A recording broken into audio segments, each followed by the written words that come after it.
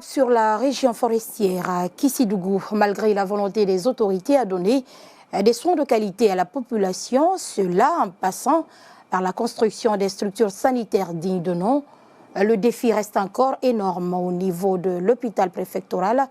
Bien que la maternité soit rénovée, certains bâtiments construits depuis la Première République sont, eux, dans un état vétuste. C'est le cas du bâtiment R+1 qui abrite les services de la médecine générale et la direction de l'hôpital.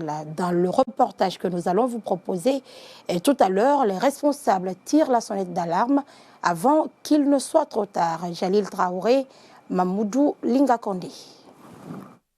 Avec une capacité d'accueil de 122 lits, l'hôpital préfectoral de Kissidougou fait aujourd'hui face à la dégradation poussée de certains bâtiments abritant des services, pas des moindres. Comme nous le témoigne le directeur adjoint de la dite structure hospitalière. Nous avons des vieux bâtiments.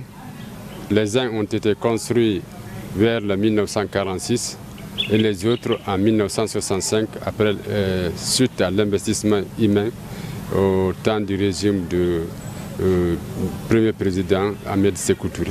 Les services qui sont actuellement dans ce besoin sont le service de médecine générale, y compris la direction de l'hôpital, la chirurgie, et la pédiatrie, les logements des médecins, et la dentisserie, les urgences et la pharmacie. Le bâtiment en R+1 qui fait office des services de la médecine générale inquiète plus les patients que nous avons trouvés hospitalisés là. Cela à cause de sa vétusté. La maison là, ça trame avec nous les malades. Les patients qui sont là, on ne dort pas la nuit. Quand les gens marchent beaucoup là, on pense même que ça va cacher là. L'autorité n'a qu'à venir à l'aide pour qu'on puisse reconstruire ce bâtiment là.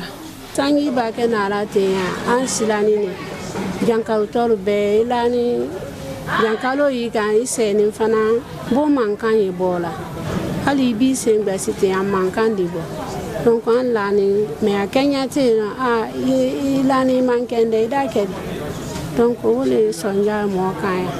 Préoccupé par l'état très dégradant de ces bâtis, le directeur adjoint de l'hôpital demande SOS. C'est de tout faire pour appuyer l'hôpital afin que ces différents services soient reconstruits. Cet appel est aussi valable vers les ONG, y compris les institutions nationales et internationales. Faire de la reconstruction de ce centre hospitalier une priorité serait mieux afin d'éviter que le pire ne se produise.